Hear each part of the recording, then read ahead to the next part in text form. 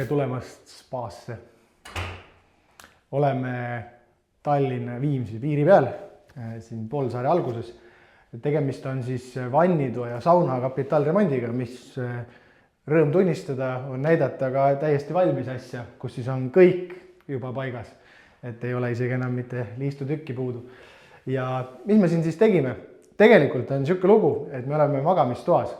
Et see korter on algselt juba niimoodi ringi olnud ehitatud, praegused omanikud, kes meilt siis selle vannitoa remondi töö tellisid, juba elasid ja siin oligi täpselt samamoodi see lugu.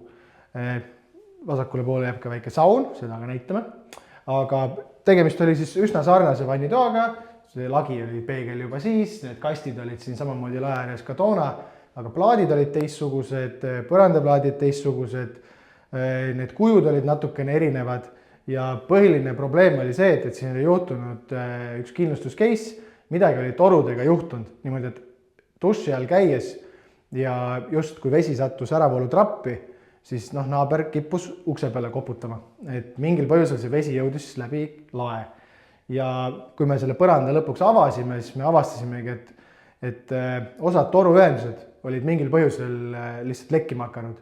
Et neil midagi nagu häda nagu peale vaadates ei tundunud, aga ilmselt kas tihendid on kokkupanekul jäänud kuidagi sõlme või mis iganes põhjus, et need toruühendused iseenesest olid ebapiisavalt siis vett pidanud.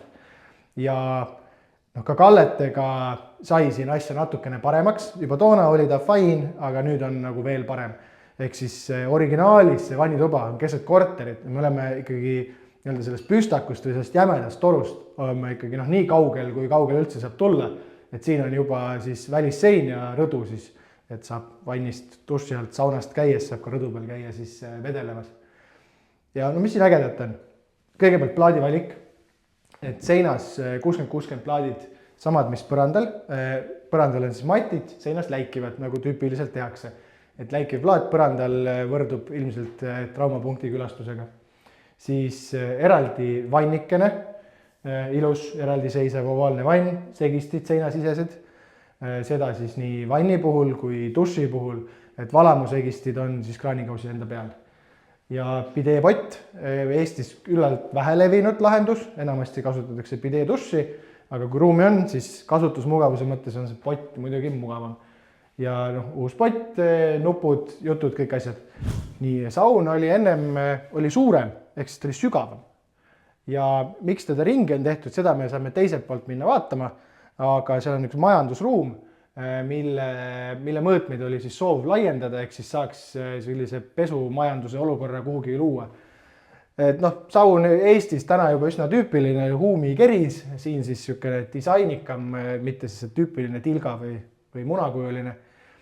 Ja lava ise on selline kihvti kumerusega ja ka need seinapaneelid on siis niisuguse astmega, et annavad natukene tekstuuri ja niisugust omapärast ilmet. Ja praegu päevan aeg kahjuks väga hästi esile ei tule, aga siin saab valgusega ka päris kihvtilt mängida, et saab niisugust meeleolu vaibi mõnusalt juurde anda. Toda posti või seda sammast siin ei olnud ja siin oli ka muidugi nende tööde alguses, mis on hästi oluline, et kuidas sa sellist asja planeerid. Et joonistada oskab paberi peale pliiatsiga igaüks, aga siin oli ka sisekujunduslik projekt aluseks, ehk siis millised toonid, millised plaadid, mismoodi see lava võiks välja näha ja tulemus ongi tänu sellele terviklik, ühtne, läbiv joon, ehk siis selline soe toon, et kui seda marmorit olete tavaliselt harjunud nägema selle halli baasi peal, siis siin on ta just selle sooja või selle pruunikana selle süüga ja annab nagu teistsugust vaibi ja mõnusalt need kuldsed elemendid, need plaadilistud, harjatud kuldne, segistid, kõik siis läikivad kuldse viimistlusega, rätikukuivatus, torud ja nii ka selle klaasi enda raamid ja toed, et kõik nagu toetab seda asja, et ka nagu riidenagini välja, eks. Et selline tervikilme on väga-väga äge. Ja kui sina tunned ka, et sul on magamistoast saun puudu või magamistoa asemel võiks vannituba olla, siis kirjuta meile või helista meile.